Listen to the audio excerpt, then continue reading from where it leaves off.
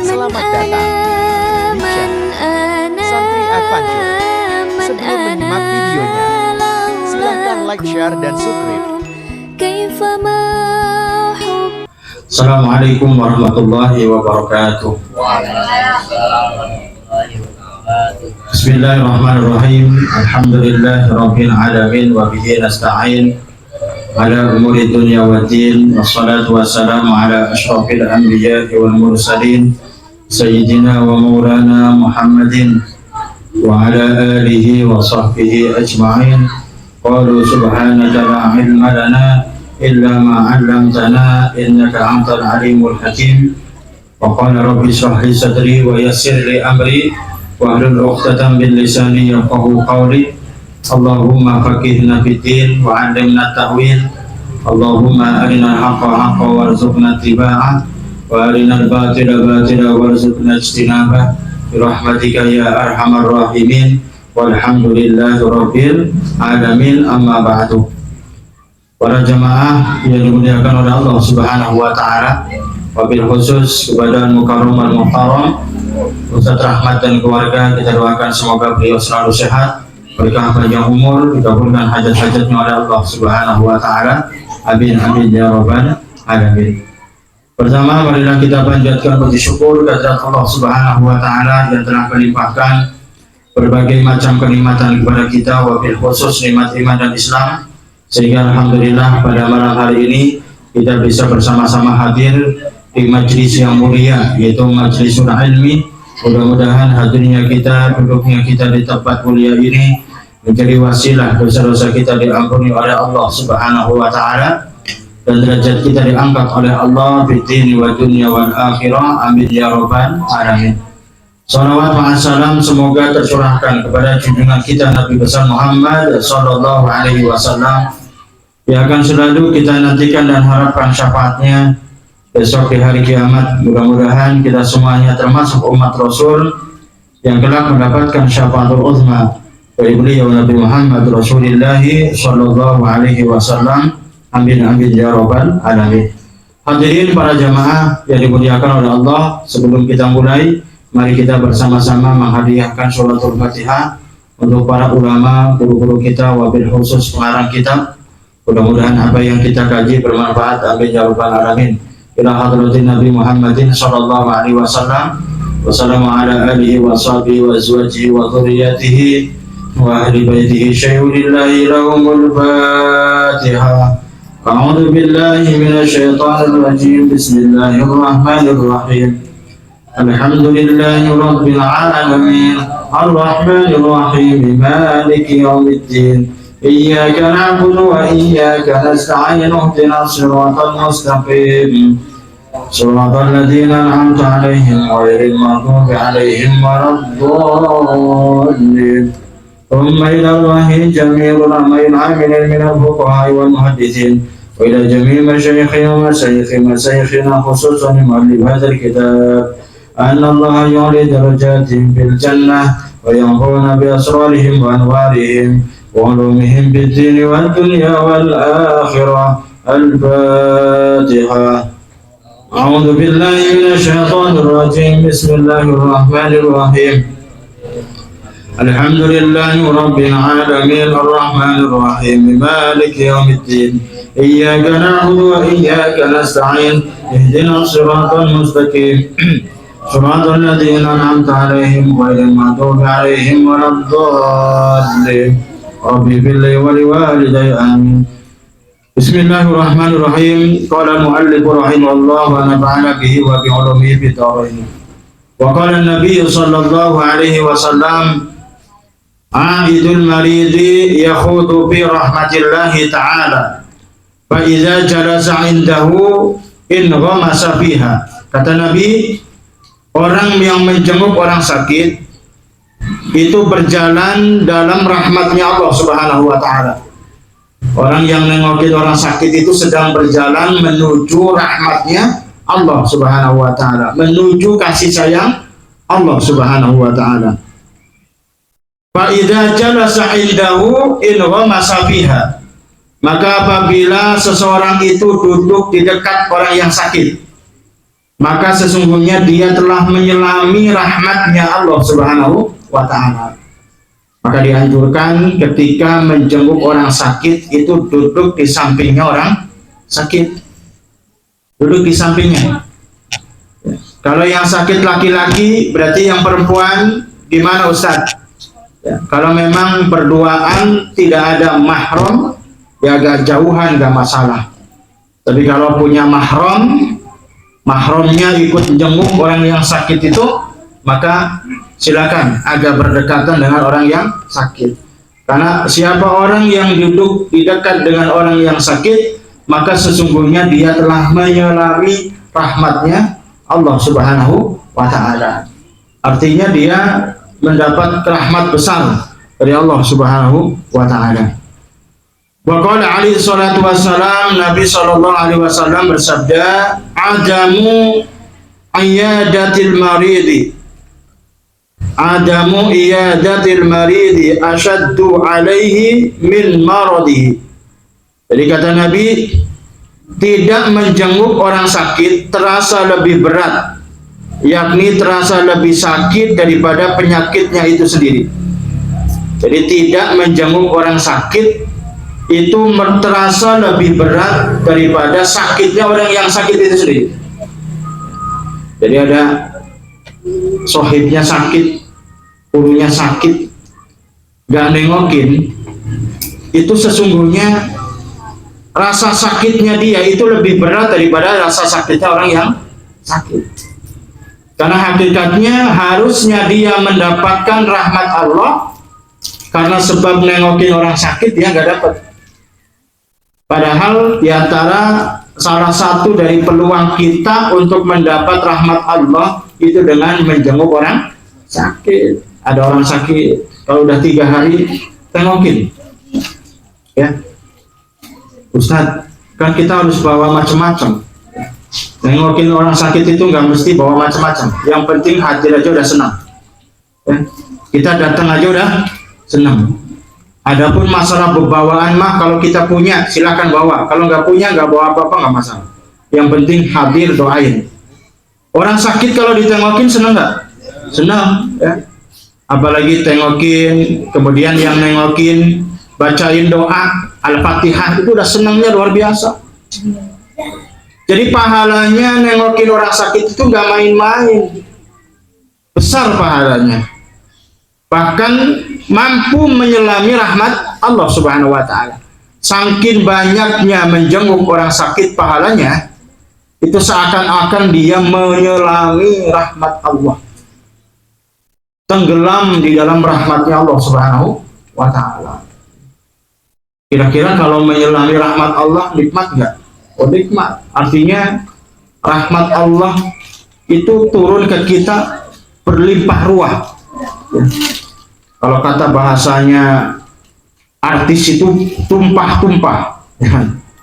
Jadi orang nengokin orang sakit itu, yang nengokin mendapatkan rahmat Allah yang berlimpah ruah sampai tumpah-tumpah. Kalau kata bahasa Jawanya sampai luber. Ya. Luber itu kepenuhan, ya. Dahsyatnya luar biasa. Itu orang yang jengukin orang sakit. Idza ada ahadukum maridun fala yaqulu indahu syai'an fa innahu hadduhu min iyadatihi ay fa yukrahu lil aidi aklu syai'in indal marid fa in akala indahu fala thawaba lahu fil iyadah qala al Munawi. Jadi dari Abi Umamah Al-Bahili, apabila seseorang menjenguk orang sakit, fala yakulu indahu syai'an, maka jangan makan sesuatu apapun di sampingnya. Perhatikan nih, ini ada satu riwayat, apabila kalian nengokin orang sakit, kemudian di samping orang yang sakit ini banyak makanan, fala yakulu indahu syai'an, maka jangan makan sesuatu itu di samping orang yang sakit. Ini bagian daripada adab. Fa inna hadzuhum min ayadatihi ay fa yukrahu Maka jangan makan sesuatu di sampingnya, karena tidak makan adalah bagian yang harus dikerjakan di waktu menjenguk. Jadi antara perkara sunnah, ya, ketika menjenguk orang sakit itu tidak makan di samping orang yang sakit. Ya. Meskipun biasanya orang yang sakit kan makanannya banyak, ya kan? Yang nengokin banyak. Ada jeruk, ada apel, ada anggur, ada martabak telur, manis, coklat, ya. Ya, kemudian keju dan sebagainya. Ada salak, ada lontong, bakwan, tahu, ya kan? Ada uli bakar dan sebagainya. Ya, meskipun makanan banyak, jangan dimakan. Ya, jangan makan di samping orang sakit. Ini adab. Kalau minum boleh, Ustaz. Kalau minum nggak masalah. Ya. Kalau minum nggak masalah. Tapi makan sesuatu di samping orang yang sakit itu dimakruhkan. Paham ya? Ya, apalagi sengaja berbawaan, ya, nengokin orang sakit udah kayak piknik, ya kan? Masak macam-macam, ya kan? Masak daging rendang, bawa nasi satu tremos, ya kan? Satu baskom dibawa, kemudian datang ke rumah orang sakit, ke rumah sakit, ya, gelar tikar, kemudian makan barang-barang di situ. Yang sakit diem aja, ini nggak boleh, ya, makruh hukumnya. Itu namanya ngeledekin orang sakit.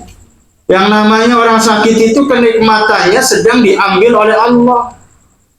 Rasa nikmat minumnya, rasa nikmat makannya, rasa nikmat makan nasinya itu sedang dicabut oleh Allah Subhanahu wa Ta'ala. Kemudian tenaganya juga diambil oleh Allah. Kemudian peredaran darahnya juga kurang begitu lancar sehingga kelihatan pucat. Dosa-dosanya juga diambil oleh Allah Subhanahu wa Ta'ala. Dan ketika sembuh, maka kenikmatan makannya dikembalikan oleh Allah. Ya. Kemudian darah lancarnya dikembalikan oleh Allah sehingga tidak pucat lagi. Tapi dosa-dosanya tidak dikembalikan oleh Allah Subhanahu wa Ta'ala.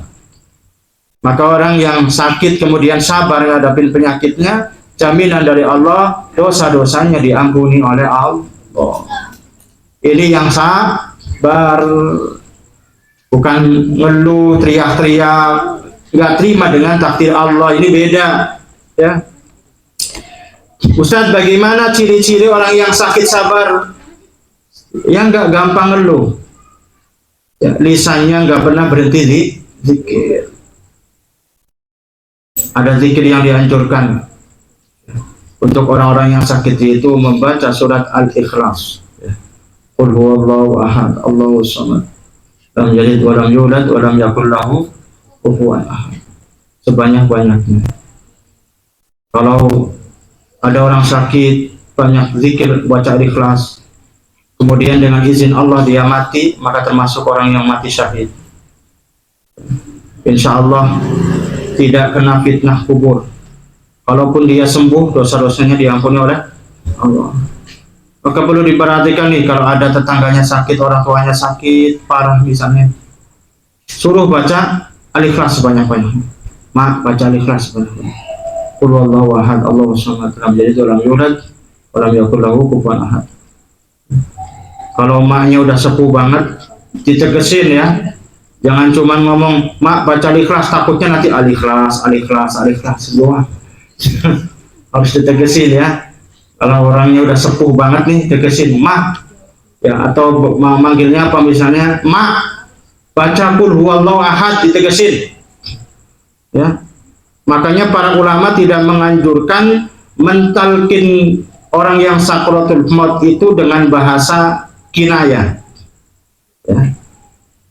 Contohnya nyebut itu nggak boleh, ya, nggak boleh ngomong nyebut lagi sakratul maut disuruh nyebut nggak boleh. Langsung kalau mau baca apa langsung dituntun. Kalau mau baca la ilaha illallah langsung kalimatnya la ilaha illallah. Kemudian jangan ngomong ini doang, baca tahlil, jangan, langsung ditegesin, dijelasin apa yang harus dibaca. La ilaha illallah. Kalau memang yang harus dibaca Allah, Allah, ya harus disampaikan dengan jelas.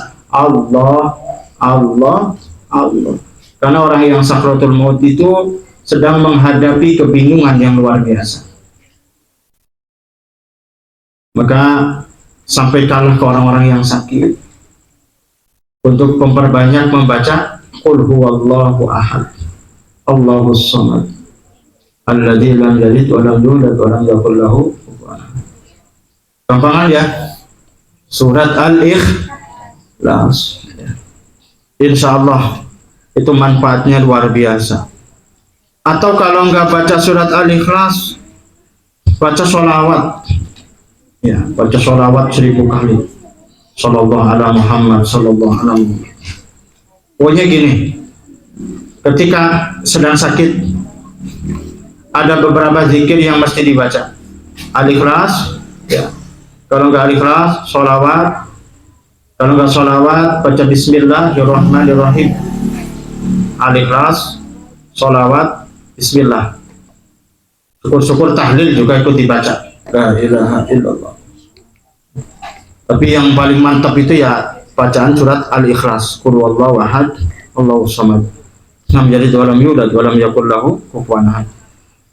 Fa in akala indahu fala thawaba lahu fil iyadah. Kata Imam Al-Munawi, siapa orang yang makan di samping orang yang sakit, fala thawaba lahu fil iyadah, maka tidak ada baginya pahala penjempukan orang sakit. Ini menurut Imam Al-Munawi. Ya, meskipun ada riwayat lain yang mengatakan boleh kok makan samping orang yang sakit, tapi ini kita sedang menjelaskan pendapat daripada Imam Al-Munawi dalam kitab ini. Syekh Nawawi Al-Bantani mengutip pendapatnya Imam Al-Munawi, fa in akala indahu fala thawaba lahu fil iyadah. Siapa orang yang makan di samping orang yang sakit, maka tidak ada pahala baginya menjenguk orang sakit. Baginya tidak mendapat pahala menjenguk orang yang sakit. Wa yadharu anna mithlal akli syurbu nahwis sukari wa huwa muhbitun li thawabil iyadah kadza fi sirajil munir. Jadi kata para ulama sebagaimana dijelaskan di dalam kitab Sirajul Munir, ya. Begitu pula minum semacam minuman manis, ya. Maka perbuatan itu dapat melebur pahala menjenguk orang yang sakit. Jadi termasuk kategori yang sama dengan makan itu adalah minum minuman yang manis. Kalau minum aqua, air mineral mah nggak masalah. Ini kan bukan air manis, ya kan? Ini air mineral, ya. Contoh air manis ya tahu sendirilah ya. Air rasa-rasa yang kemasan itu kan. Jangan minum air-air yang manis. Kalau nyamuk orang sakit, dalam kitab Sirajul Munir itu dimakruhkan minum pun kalau bisa minuman yang tawar, air putih. Kalau teh tawar. Ya. Biasanya karena orang sakit ini repot, pasti yang tersedia di tempat itu air mineral, ya nggak? Kalau air mineral mah boleh kita minum.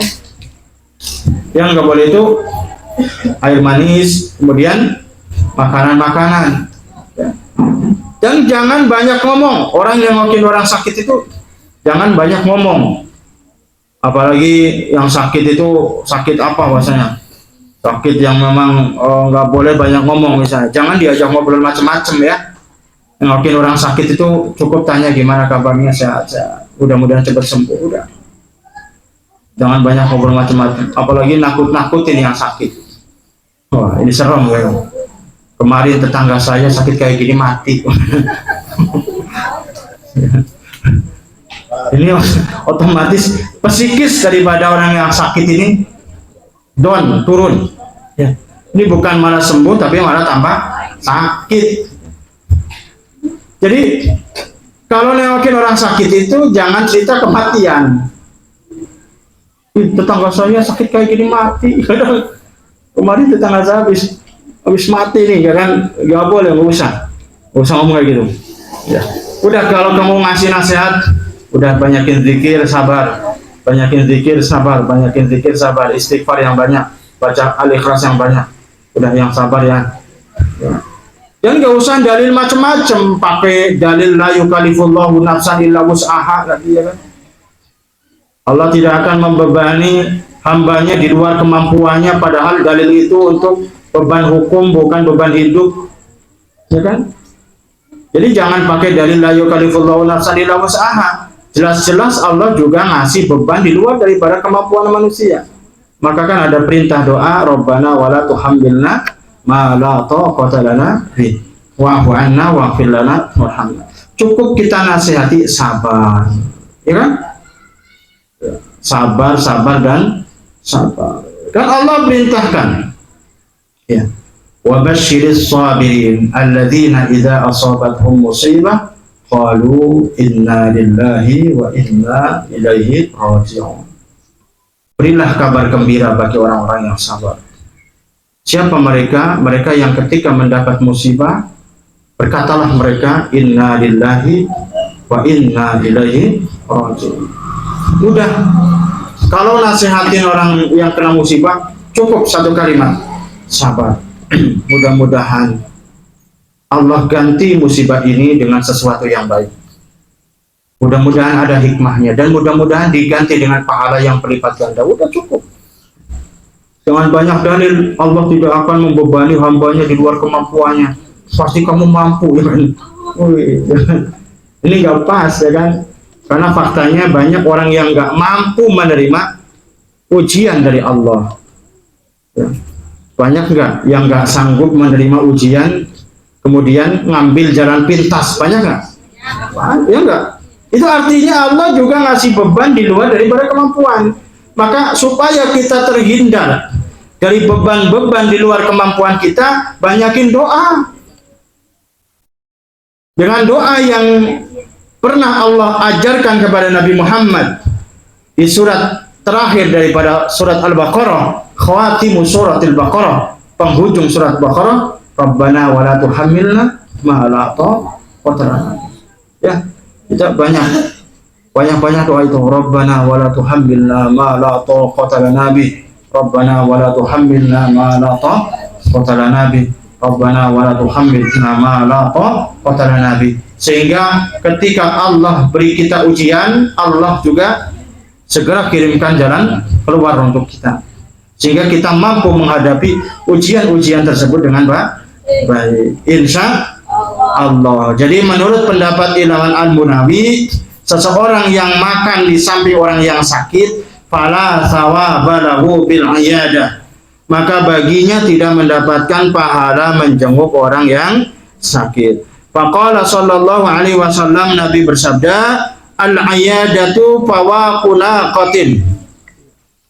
Jadi kata Nabi, menjenguk orang sakit itu lamanya seperti waktu antara 2 kali memerah susu onta.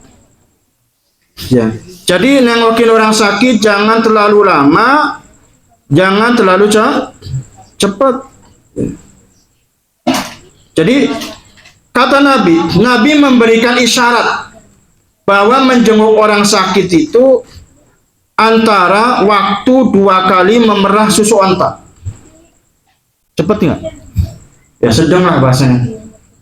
Jangan terlalu lama ngabisin makanannya misalnya. Nengok orang sakit, kecuali yang nungguin, nemenin, nggak masalah.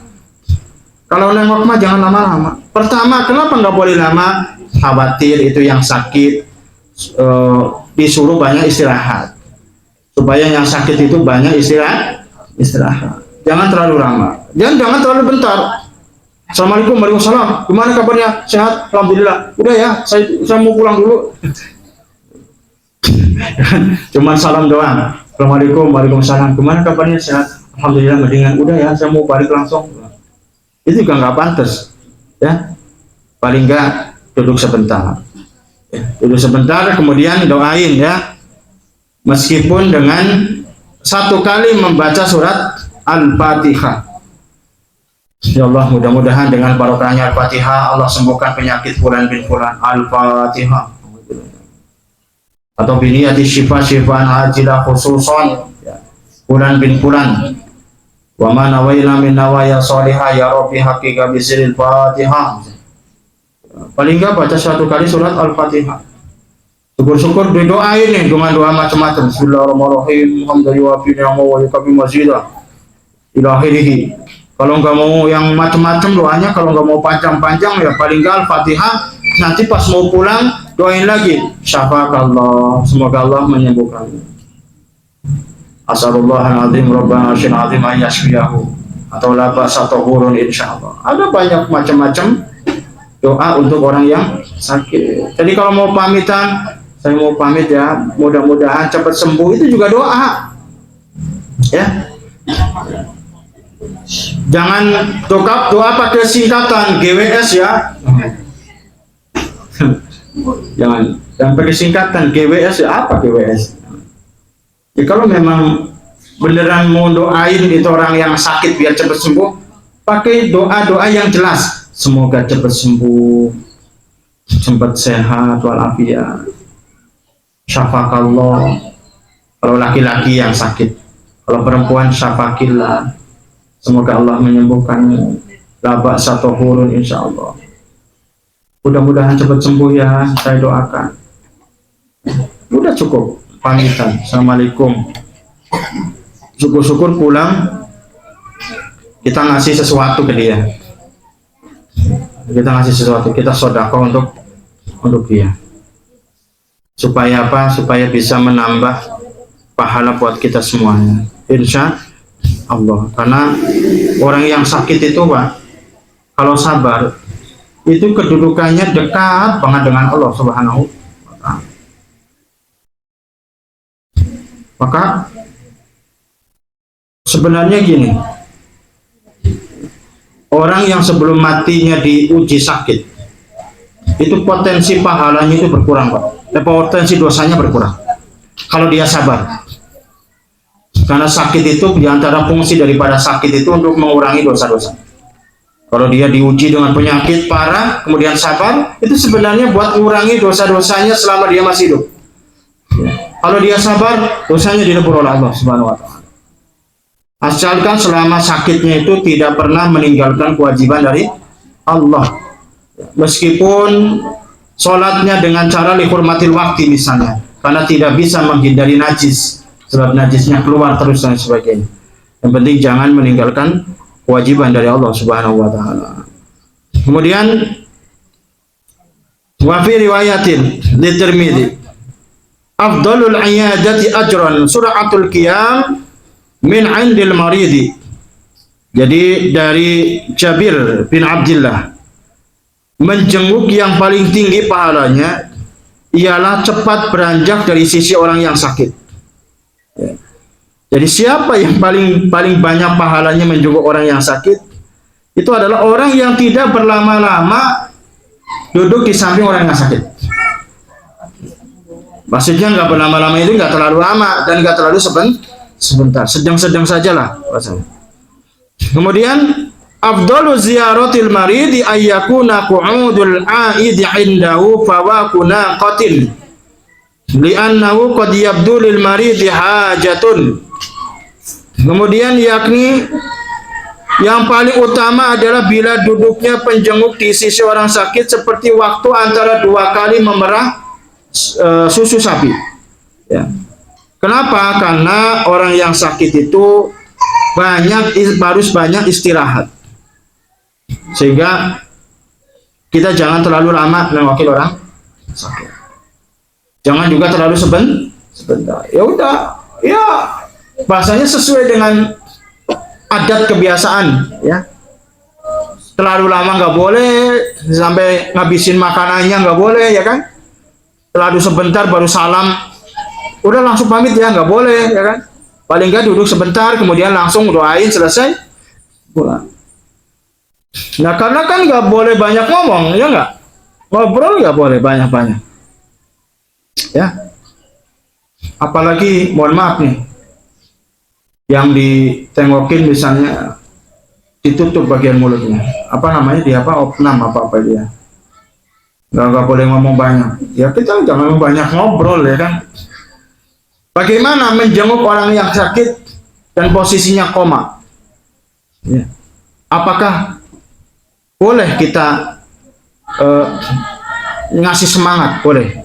Karena posisi orang yang koma itu sebenarnya mereka masih bisa mendengar apa yang kita sampaikan. Jadi kalau orang-orang nggak sadar itu, ya, untuk supaya dia cepat sadar, kita ajak interaksi. Assalamualaikum, ya. Nama saya ini, saya temanmu. Mudah-mudahan cepat sembuh, semangat. Ya. Jadi kita ngomong satu patah dua kata untuk ngasih semangat di alam sukmanya dia. Mereka itu sebenarnya sukmanya itu ngerespon, Pak, apa yang kita sampaikan.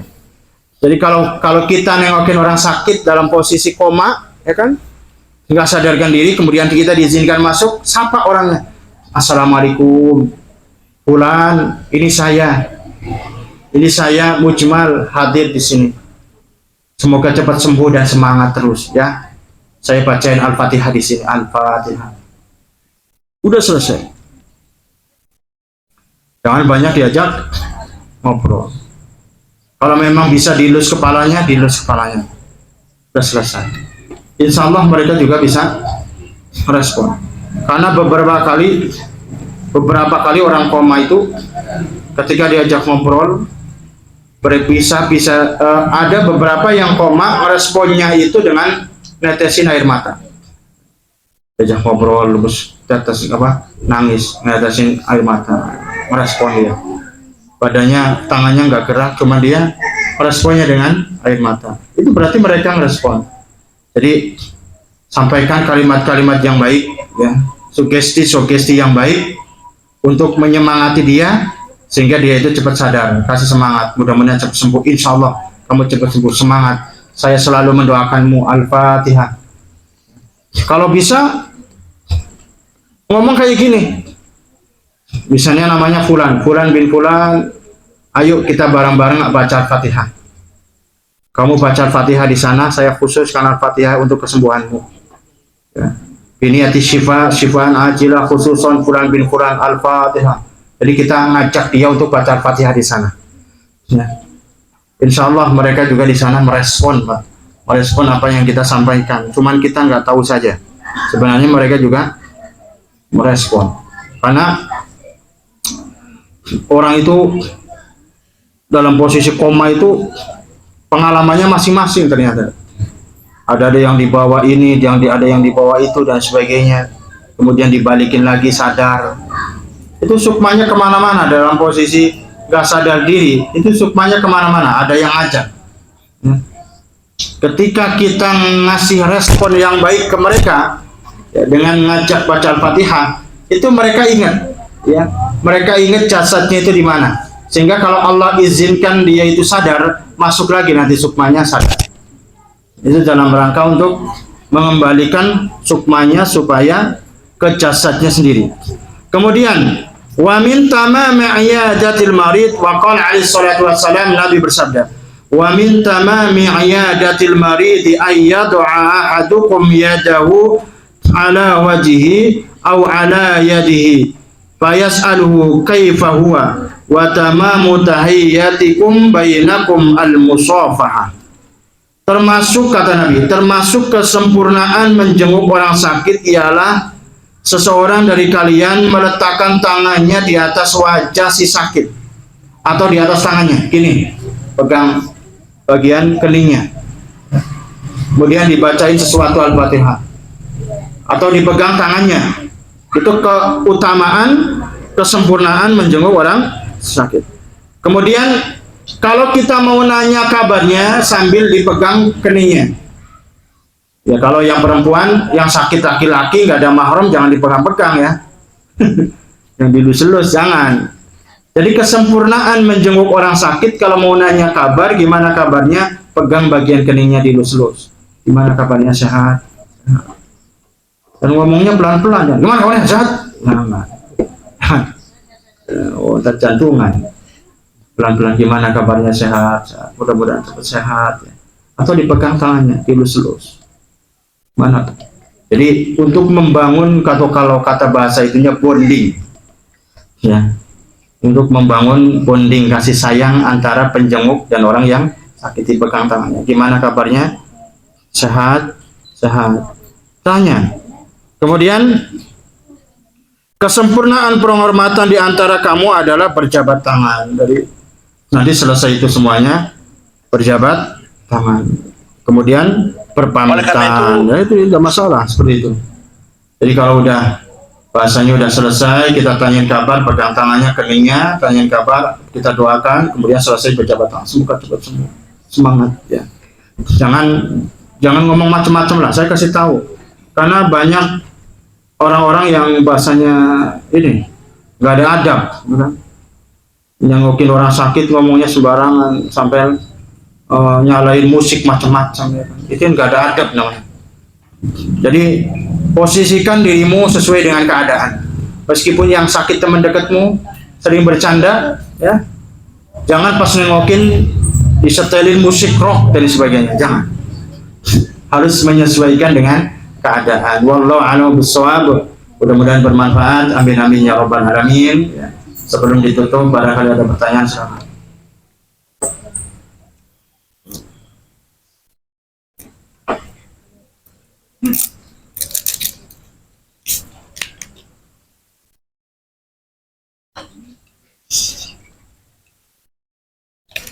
Cukup, kita tutup dengan kafaratul majlis. Subhanakallahumma wa bihamdika asyhadu an la ilaha illa anta astaghfiruka wa atubu ilaik. Assalamualaikum warahmatullahi wabarakatuh.